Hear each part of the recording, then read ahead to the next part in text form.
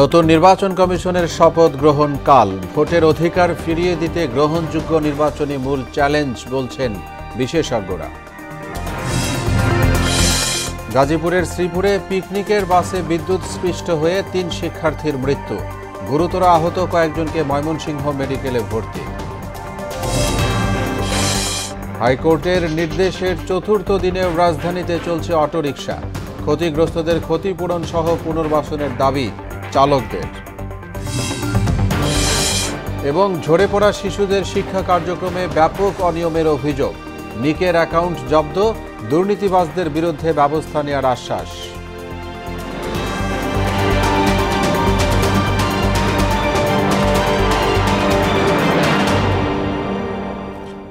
আসসালামু আলাইকুম। আমন্ত্রণ মোহনা সংবাদে এতক্ষণ শুনছিলেন শিরোনাম, সঙ্গে আছি মোহাম্মদ ওয়ারিউল্লাহ। যাচ্ছি পুরো খবরে। সাবেক সচিব এএমএম নাসির উদ্দিনের নেতৃত্বে নতুন নির্বাচন কমিশন শপথ নিচ্ছে কাল। এর মাধ্যমে আনুষ্ঠানিকভাবে যাত্রা শুরু করবে নির্বাচনী ট্রেন। নির্বাচন বিশ্লেষকদের মতে দীর্ঘদিন ধরে ভুলুণ্ঠিত ভোটের অধিকার ফিরিয়ে আনতে আমলা নির্ভর নাসির কমিশনকে প্রমাণ দিতে হবে নিরপেক্ষতার, আর তাহলেই মিলবে কাঙ্ক্ষিত ফল। আরও জানাচ্ছেন মনিরুল ইসলাম। নতুন বাংলাদেশের নির্বাচন কমিশন কেমন হবে, প্রধানই বা হবেন কে, এসব নিয়ে হাজারো প্রশ্নের উত্তর মিলল অবশেষে। এরই মাঝে সাবেক সচিব এএমএম নাসির উদ্দিনকে প্রধান করে 5 সদস্যের ইসি গঠন করা হয়, কিন্তু জনগণের ভোটাধিকার কতটা সুরক্ষিত থাকবে সেটিই বড় চ্যালেঞ্জ।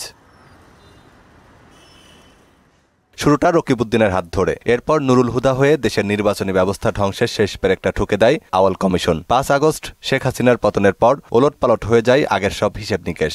1 মাসের মাথায় পদত্যাগ করে কাজী হাবিবুল আওয়াল নেতৃত্বাধীন ইসি। আমি সহ মাননীয় কমিশনারগণ দেশের পরিবর্তিত বিরাজিত অবস্থায় পদত্যাগ করতে মনস্থির করেছি। এরপর থেকেই নতুন নির্বাচন কমিশনের খোঁজে বাংলাদেশ। সেই অপেক্ষার পালা শেষ হয় বৃহস্পতিবার। সাবেক সচিব এএমএম নাসির উদ্দিন নেতৃত্বাধীন 5 সদস্যের ইসিতেও যথারীতি আমলাদের জয় জয়কার অবস্থা, যেখানে রয়েছেন 3 জন সচিব, 1 জন বিচারক, আরেকজন অবসরপ্রাপ্ত সেনা কর্মকর্তা। ভোটারদের প্রশ্ন অতীতের মতোই, প্রধান নির্বাচন কমিশনারের প্রাথমিক প্রতিক্রিয়ায় নির্বাচনের অঙ্গীকারের শেষটাও কি অবাধ থাকবে, এমন প্রশ্ন ভোটারদের। নির্বাচন বিশ্লেষক কলিমুল্লাহর মতে ভোটারদের নির্বিঘ্নে তার পছন্দের প্রার্থীকে ভোটদান করার ব্যবস্থা করাটাই হবে প্রধান চ্যালেঞ্জ। তারা সবাই মূলত সাবেক জনকীর্তক, হয় বেসামরিক অথবা সামরিক, এবং এই ছাঁচ বা ট্র্যাডিশনটা দীর্ঘদিন ধরে চলছে। যাদের যে কমিশনগুলো এর আগে নির্বাচন পরিচালনা করেছে তারাও একই পদ্ধতির একটা ভেটিংয়ের মধ্য দিয়ে এসছেন। সার্চ কমিটি রিকমেন্ড করেছে, সবগুলো রাজনৈতিক দলের পক্ষ থেকে প্রস্তাব আহ্বান করা হয়েছে, কিন্তু শেষ অবধি দেখা গেল যে গত কমিশন যেটি গঠিত হয়েছিল কাজী হাবিবুল্লাহর নেতৃত্বে, সেখানেও 10 জনের নাম প্রস্তাব করা হয়েছিল। টিল টু ডেট বাকি 5 জনের নাম কিন্তু আমরা জানি না। তবে আমলা নির্ভর নতুন কমিশন কতটুকু স্বচ্ছতা রাখতে পারবে, এমন প্রশ্নে এই রাজনৈতিক বিশ্লেষকের সাবধানী মন্তব্য। যেহেতু আমরা পরিবর্তিত পরিস্থিতিতে একটা শক্তিশালী কমিশন প্রত্যাশা করেছিলাম, এখানে পরিবর্তন আনা যেত এবং আরও উচ্চ পর্যায়ের কৃতবিদ্য ব্যক্তি সমাজে তো আছেন, তাদের ইনভলভ করা যেত। ইসি সংস্কারের পর সবার ভোটের অধিকার নিশ্চিত করার পাশাপাশি সকল দলের মতামতের ভিত্তিতে নিরপেক্ষতা রক্ষার বিকল্প নাই বলেও মনে করছেন সবাই। মনিরুল ইসলাম, মোহনা সংবাদ, ঢাকা। গাজীপুরের শ্রীপুরে পিকনিকের বাসে বিদ্যুৎ স্পৃষ্টে 3 বিশ্ববিদ্যালয় শিক্ষার্থীর মৃত্যু হয়েছে। সকাল 10:30টার দিকে উপজেলার তেলিহাটি ইউনিয়নের উদয়খালী গ্রামে এ দুর্ঘটনা ঘটে। তবে বাসটি কিভাবে বিদ্যুৎস্পৃষ্ট হলো সে বিষয়ে এখনও কিছু জানা যায়নি। মৃত 3 শিক্ষার্থী হলেন মোজাম্মেল হোসেন নাইম, মুস্তাকিম রহমান মাহিন এবং জুবায়ের আলম সাকিব। ময়মনসিংহ মেডিকেল কলেজ হাসপাতালের উপপরিচালক জাকিউল ইসলাম জানান, 3 জনকে মৃত অবস্থায় হাসপাতালে আনা হয়েছে। এদিকে গুরুতর আহত বেশ কয়েকজনকে ময়মনসিংহ মেডিকেল সহ স্থানীয় হাসপাতালে ভর্তি করা হয়েছে।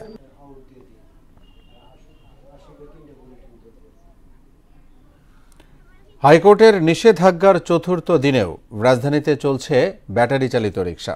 মূল সড়কে না চললেও অলিগলিতে অটোরিকশা দেখা গেছে। চালকরা বলছেন পেটের তাগিদে রাস্তায় বের হয়েছেন তারা। ক্ষতিগ্রস্তদের ক্ষতিপূরণ ও পুনর্বাসনের দাবি জানিয়েছেন অনেকে। পুলিশ কর্মকর্তারা মানবিক কারণে অলিগলিতে অটোরিকশা চলাচল করতে দিচ্ছেন বলে জানিয়েছেন। এদিকে 7 দফা দাবিতে জাতীয় প্রেস ক্লাবের সামনে সমাবেশ করেছে রিকশা, ব্যাটারি চালিত রিকশা, ভ্যান ও ইজি বাইক চালক সংগ্রাম পরিষদ। সমাবেশ থেকে 7 দফা দাবি তুলে ধরা হয়। ডিসি সাহেব,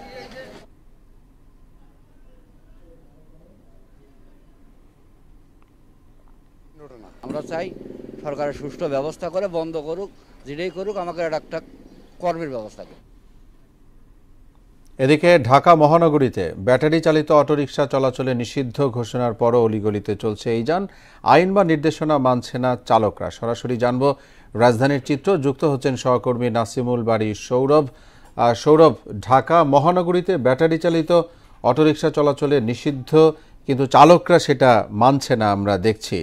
তারা কি বলছেন, আপনার সাথে কথা হয়েছে কিনা?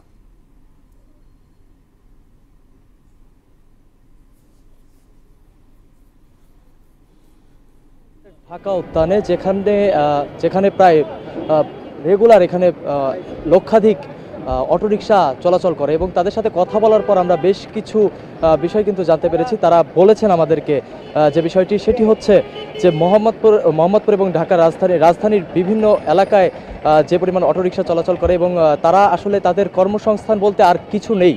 এই ব্যতীত আর কোনো কর্মসংস্থান কিন্তু তাদের মধ্যে আমরা লক্ষ্য করতে পারিনি। এবং এ বিষয়ে যারা অটোরিকশা চালক রয়েছে তাদের পাশাপাশি যারা সাধারণ নাগরিক আছে তাদের সাথেও আমরা কথা বলার চেষ্টা করেছি এবং তাদের মতামতটা আসলে আমরা জানার চেষ্টা করব। আসলে এই অটোরিকশা যে বন্ধের ঘোষণা দিয়েছে তার প্রেক্ষিতে আসলে আপনার মতামতটা কি?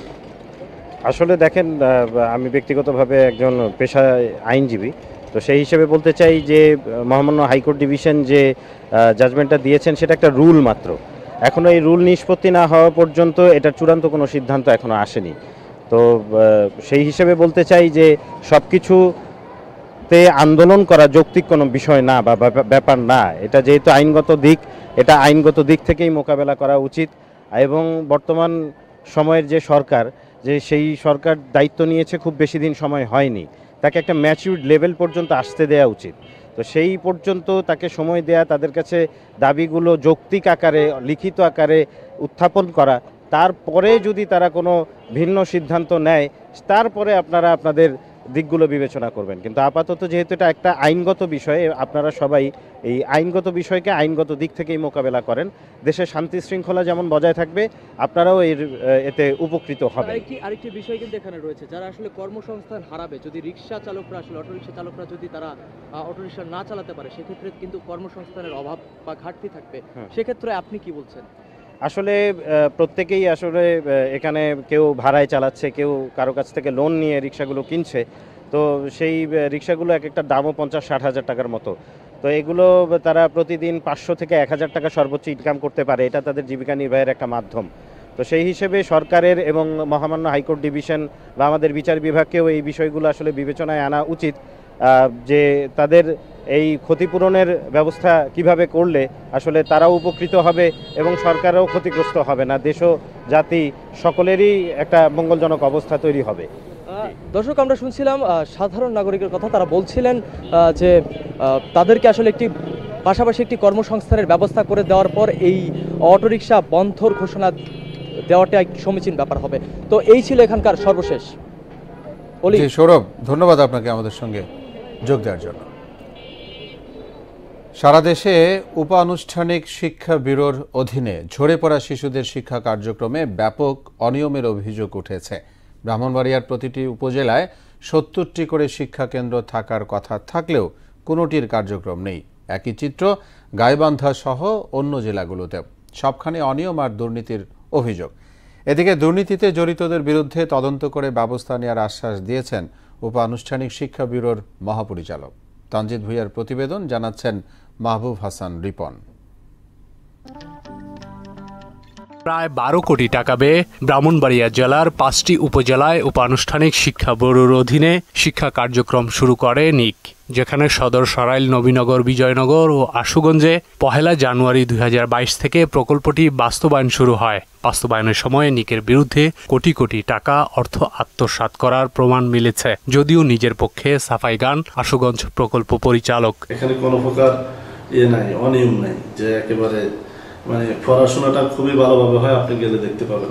এদিকে গাইবান্ধার বেসরকারি উন্নয়ন সংস্থা SDRS এর সঙ্গে বেআইনিভাবে নিক চুক্তি বাতিল করেছে বলে দাবি করেছেন প্রতিষ্ঠানটির সহকারী পরিচালক। নিকের সঙ্গে আমরা বিষয়টা নিয়ে সমাধানের চেষ্টা করেছি, কিন্তু কোনো সমাধান না হয় আমরা আদালতের শরণাপন্ন হই।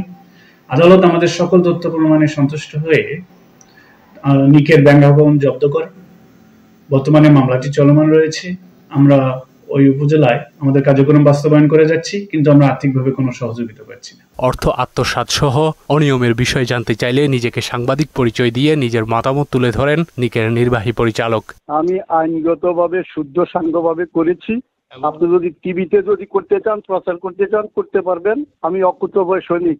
আমি একটা পত্রিকার সম্পাদক ছিলাম, আপনি এটা মাথায় রাখতে হবে। কথা হয় উপানুষ্ঠানিক শিক্ষা ব্যুরোর মহাপরিচালকের সঙ্গে। তিনি জানান, দেশকে এগিয়ে নিয়ে যেতে হলে যে কোনো দুর্নীতির বিষয়ে কোনো ছাড় দেওয়া হবে না, তদন্ত করে ব্যবস্থা নেওয়ার আশ্বাস দেন তিনি।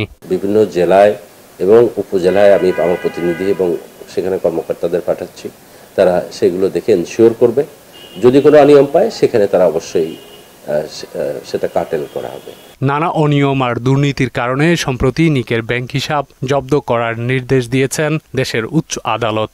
দুর্নীতিমুক্ত একটি সমাজ, নতুন একটা বাংলাদেশ গড়ার জন্য আমরা সেই লক্ষ্যে এগিয়ে যাচ্ছি। তানজিদ ভুইয়া, মোহনা সংবাদ, ঢাকা। জমি জমা বিক্রি ও ধার দেনা করে দালালের মাধ্যমে বিদেশ গিয়েছিলেন ময়মনসিংহের 4 যুবক, কিন্তু কুয়েত পাঠানোর কথা বলে পাঠানো হয় ভিয়েতনামে। প্রতারণার শিকার হয়ে সর্বস্ব হারিয়ে তারা বাধ্য হয়েছেন দেশে ফিরে আসতে।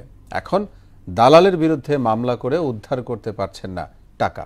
অবশ্য অভিযোগের ভিত্তিতে সহায়তার আশ্বাস দিয়েছেন পুলিশ সুপার।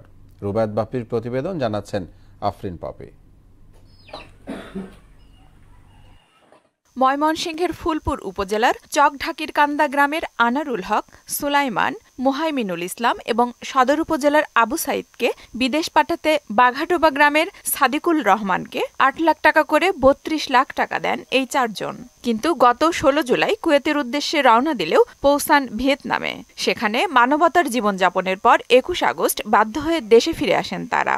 সাদিকুল আমাদেরকে প্রথমে বলছে কুয়েত পাঠাবে, সে কুয়েত না পাঠাইয়া আমাদেরকে বিয়েত পাঠাইছে। বিয়েত পাঠাইয়া কোনো কাজ দেনে, সারাদিন খাউন পাইছি না, রাইতে 9টা-10টার সময় একবেলা খাইছিলাম। সাদিকুলের খপ্পরে পড়ে বর্তমানে পথে বসার উপক্রম পরিবারগুলো। টাকা ফেরত না দিয়ে গা ঢাকা দিয়েছেন দালাল সাদিকুল। আমার ছেলেরা দেখলাম কইছে কুয়েত নেবে কইরা 8 লাখ করে টাকা নিছে। আমি রাত দিন খাওয়া না, কাজ না, আমি ভিক্ষু রয়ে গেছি না একদম। হ্যাঁ না, হারা কষ্ট দিছে, অনান্যারা আমার টেহা দিয়া উদ্ধার করে দিবেন। টেহা দেয় না, আমরা জমিন জোড়া বেচা দিছি বিদেশ। টাকা দিয়া দিব, দেওয়ার পরে যখন ডেট আসে তখন আর ফোন ধরে না। এখন বলতে এই যে উদাউই মানুষ যেন এইভাবে ভুক্তভোগী হয়ে না জীবন যাপন করে, এটার আসলে আমরা একটা নিরসন চাই। তবে অভিযুক্ত দালাল সাদিকুল বললেন ভিন্ন কথা। তাদেরকে বলেই নাকি ভিয়েতনাম পাঠানো হয়েছে এবং কাজ দেওয়া হলেও নিজ ইচ্ছায় দেশে চলে আসেন তারা। ভিয়েতনামে ওদেরকে বইলাই তো পাঠানো হয়েছে, ওরা সম্মতি দিছে দিকে তো পাঠাইছে। আমি তো, আপনি যদি কোথাও না যান, আপনার জোর করে আমি পাঠাইতে পারবো বলেন? সেটা তো আমার ইচ্ছা আমি আনি নাই, ওদের ইচ্ছা ওরা আইছে। অভিযোগ পেলে প্রয়োজনীয় ব্যবস্থা নেওয়ার কথা জানিয়েছেন পুলিশ সুপার। যারা এই দালাল চক্রের সাথে জড়িত, তারা এই জেলার হোক বা এই জেলার সাথে সংশ্লিষ্ট যদি সংঘবদ্ধ চক্র অন্যান্য জেলার হোক, তাহলে আমরা সংশ্লিষ্ট জেলা পুলিশের সাথে সমন্বয় করে আইনগত ব্যবস্থা, যথাযথ আইনগত ব্যবস্থা নেওয়ার জন্য সম্পূর্ণ আন্তরিকভাবে আমরা কাজ করে থাকি। এ ঘটনায় দালাল সাদিকুল রহমান সহ 4 জনকে আসামি করে মামলা দায়ের করেছেন ভুক্তভোগী শামসুল হক। আফরিন পপি, মোহনা সংবাদ। ঘন কুয়াশার কারণে আর বিঘ্নিত হবে না বিমানের ল্যান্ডিং।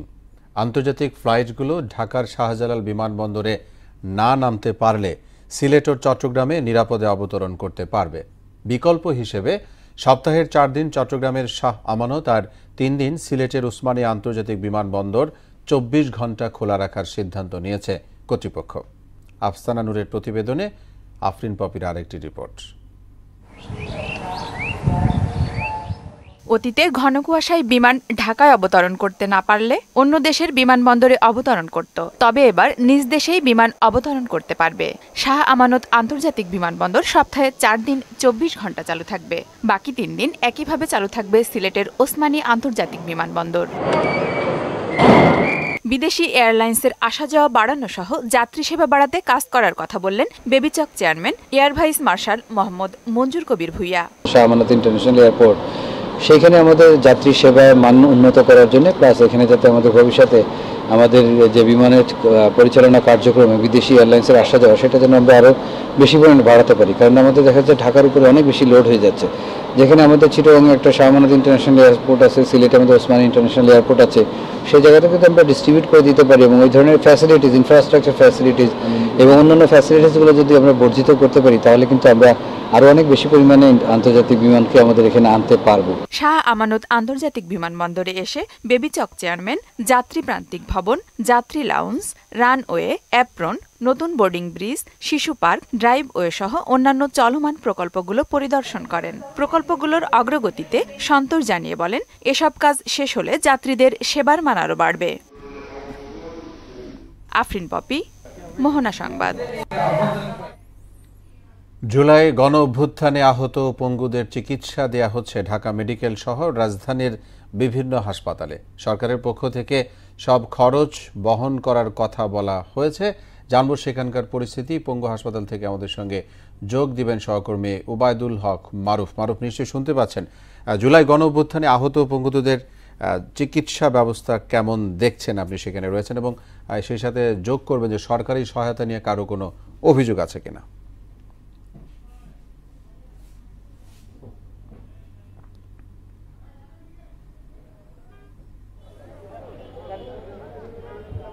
অলি, আমি এই মুহূর্তে রয়েছি ঢাকা মেডিকেল কলেজ হাসপাতালের জরুরি বিভাগের সামনে। এর আগে জুলাই অভ্যুত্থানে আহত যেই সমস্ত বীরেরা রয়েছেন, আমি ঢাকার বিভিন্ন হাসপাতাল, বিশেষ করে পঙ্গু হাসপাতাল, চক্ষু হাসপাতাল এবং অন্যান্য সোহরাওয়ার্দী হাসপাতাল সহ অন্যান্য সকল হাসপাতালে কম বেশি খোঁজখবর নিয়েছি এবং সেখান থেকে আমরা যেমনটা জানতে পেরেছি যে আজকে একটা নতুন খবর আপনাদের সঙ্গে যুক্ত করতে চাই। সেটা হচ্ছে আন্দোলনে আহত জুরাইনে বাবু নাম এক আহত সৈনিক, যাকে আজকে 11টার সময় শাহজালাল আন্তর্জাতিক বিমানবন্দরে বাংলাদেশ বিমানের একটি ফ্লাইটে তাকে থাইল্যান্ডে নেওয়া হয়েছে। দুঃখিত, সেখানে আরও 4 আহতর চিকিৎসা সেই বিদেশে চলছে। সব মিলিয়ে এই খবর দ্বারা আমরা বুঝতে পারতেছি যাদের অবস্থা একটু গুরুতর বা যারা বেশি খারাপ অবস্থায় রয়েছেন, সরকার তাদেরকে বিদেশে চিকিৎসার জন্য সুব্যবস্থা করেছেন। সরকারের তরফ থেকে বলা হয়েছে কারো অবস্থা যদি আরও বেশি খারাপ হয় বা কারো বিদেশে উন্নত চিকিৎসার দরকার হয় এবং তারা সেটা চিকিৎসক টিম যদি মনে করে, তাহলে তারা অবশ্যই তাদের উন্নত চিকিৎসার জন্য বিদেশে নিয়ে যাবে। এবং এই মুহূর্তে দেশে যারা বিভিন্ন হাসপাতালে তাদের নানা রকম আহতদের নানা অসুবিধা নিয়ে যারা পঙ্গু হয়েছেন অথবা দৃষ্টি হারিয়েছেন, তারা চিকিৎসা নিচ্ছেন, তারাও বলছেন যে সরকারের সাম্প্রতিক সময়ের পদক্ষেপগুলো তাদের মানে আশান্বিত করেছে। তারা আশা করছে যে তাদের চিকিৎসা ব্যবস্থা খুব ভালো হচ্ছে এবং ভবিষ্যতে আরও ভালো হবে। একই সঙ্গে আমরা তাদের সঙ্গে কথা বলে জেনেছি যে জুলাই ফাউন্ডেশন সহ অন্যান্য ফাউন্ডেশনগুলো, জুলাই ফাউন্ডেশন সহ অন্যান্য ফাউন্ডেশনগুলো তাদের পাশে দাঁড়িয়েছে এবং সব মিলিয়ে আহতদের চিকিৎসা, সুচিকিৎসা নিশ্চিত করছে সরকার। আহতদের আহতরা চাচ্ছে তাদের এই চিকিৎসা ব্যবস্থা এবং সরকারের পক্ষ থেকে সার্বিক সহযোগিতা যেন নিরবিচ্ছিন্ন থাকে। এই ছিল ঢাকা মেডিকেলের ইমার্জেন্সি গেট থেকে আমার কাছে সর্বশেষ। অলি। জি মারুফ, ধন্যবাদ আপনাকে আমাদের সঙ্গে যুক্ত হওয়ার জন্য। দর্শক, আগেই জানিয়েছি গাজীপুরের শ্রীপুরে পিকনিকের বাসে বিদ্যুতায়িত হয়ে সেখানে 3 জন শিক্ষার্থীর মৃত্যু হয়েছে এবং তাদেরকে সেখান থেকে আহত অনেকেই ময়মনসিংহ মেডিকেল সহ অন্যান্য হাসপাতালে ভর্তি করেছে। সেখানে রয়েছেন আমাদের সহকর্মী রুবায়েত বাপ্পি, তিনি আমাদের সঙ্গে যোগ দিবেন। বাপ্পি, আপনার কাছে জানতে চাই যে যারা আহত হয়ে ভর্তি হয়েছে তাদের কি খবর এই মুহূর্তে, চিকিৎসকরা কি বলছেন?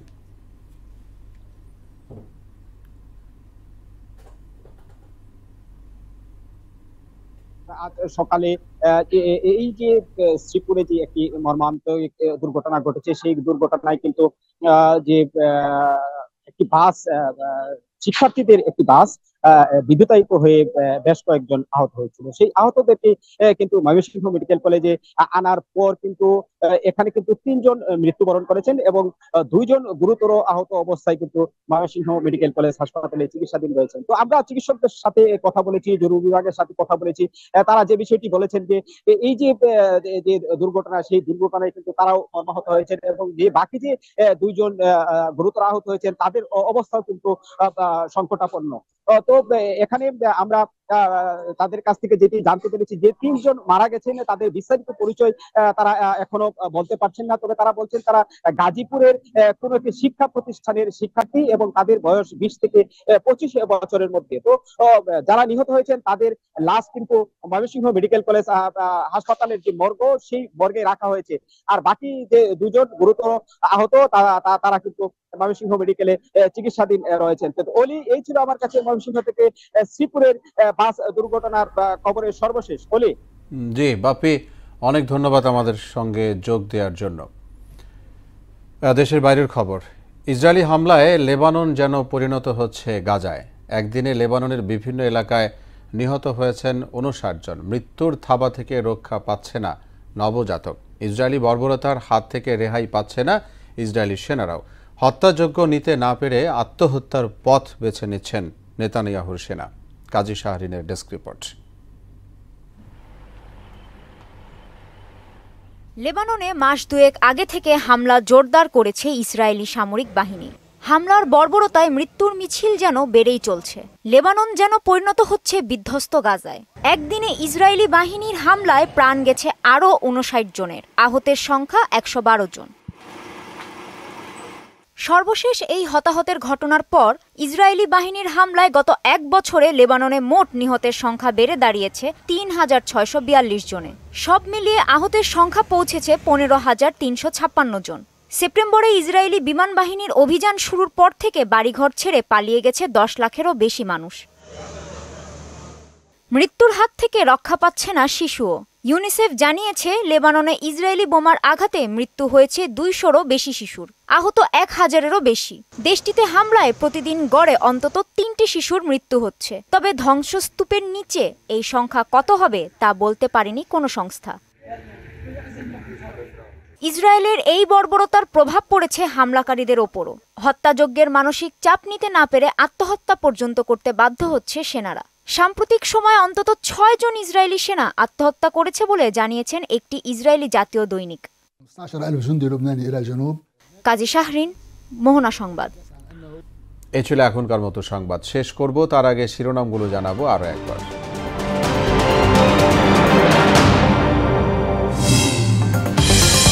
নতুন নির্বাচন কমিশনের শপথ গ্রহণ কাল। ভোটের অধিকার ফিরিয়ে দিতে গ্রহণযোগ্য নির্বাচনে মূল চ্যালেঞ্জ বলছেন বিশেষজ্ঞরা। গাজীপুরের শ্রীপুরে পিকনিকের বাসে বিদ্যুৎ স্পৃষ্ট হয়ে 3 শিক্ষার্থীর মৃত্যু। গুরুতর আহত কয়েকজনকে ময়মনসিংহ মেডিকেলে ভর্তি। হাইকোর্টের নির্দেশের 4র্থ দিনেও রাজধানীতে চলছে অটোরিকশা। ক্ষতিগ্রস্তদের ক্ষতিপূরণ সহ পুনর্বাসনের দাবি চালকদের। এবং ঝরে পড়া শিশুদের শিক্ষা কার্যক্রমে ব্যাপক অনিয়মের অভিযোগ। নিকের অ্যাকাউন্ট জব্দ, দুর্নীতিবাজদের বিরুদ্ধে ব্যবস্থা নেওয়ার আশ্বাস। সবাইকে আবারও শুভেচ্ছা। পরবর্তী সংবাদ বিকেল 5:30টায়। এর আগে সংবাদ এক নজরে দেখবেন বেলা 3টায়। মোহনার সবশেষ খবর জানতে ভিজিট করুন www.mohana.tv। সংবাদ দেখতে পারেন ফেসবুক ও ইউটিউবেও। এতক্ষণ সঙ্গে থাকায় ধন্যবাদ সবাইকে।